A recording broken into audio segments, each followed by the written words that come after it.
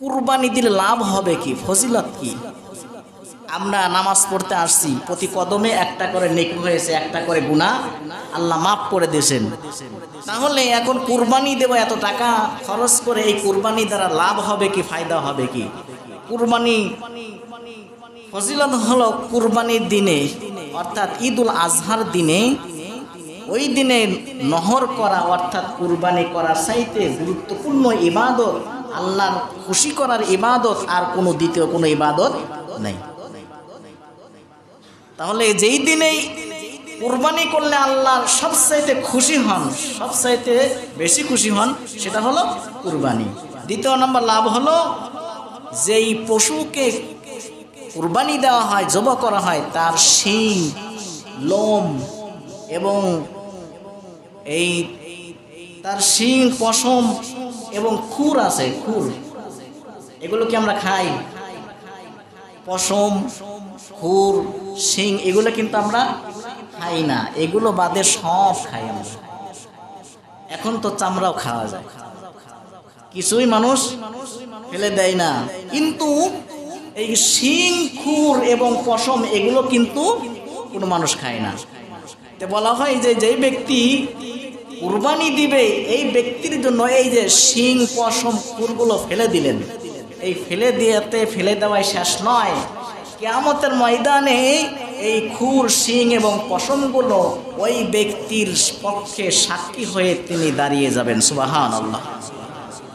আরেক riwayate বলা হয়েছে যে কিয়ামতের ময়দানে এই খুর, শিং, পশমগুলো বিরাট একটা নেকির পাল্লা, একটা নেকির একটা অংশ হয়ে ওই ব্যক্তি যিনি কুরবানি দিলেন, ওই ব্যক্তি এই অংশটা নিয়ে আল্লাহর কাছে দণ্ডায়মান হবেন। সুবহানাল্লাহ। 3 নম্বর ফজিলত হলো প্রত্যেক পশমের বিনিময়ে একটি করে নেকি দেওয়া হবে। এই আলোচনা যখন রাসূল করতেছিলেন, তখন এক সাহাবী বললেন যে হে আল্লাহর রাসূল, যেই প্রাণীর বেশি পশম আছে সেইটা যদি কুরবানি দেই, তখন রাসূল বললেন যে যেটার শরীরে বেশি পশম থাকে সেটা কুরবানি করলে তুমি আরো বেশি নেকি পাবা। তাহলে হিসাব করেন তো যে একটা গরুর গায়ে কতগুলো লোম থাকে, একটা ভেড়ার শরীরে কতগুলো লোম থাকে, তাহলে প্রতিটা লোম, প্রতিটা পশমের বিনিময়ে কুরবানি দাতাকে একটা করে নেকি দেওয়া হবে।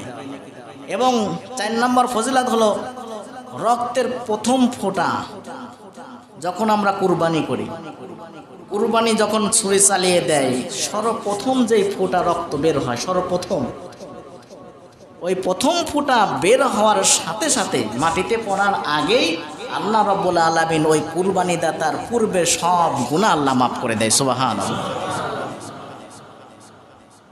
যতই ওয়াজ করি, যদি আমি দিতে না চাই, লাভ নাই।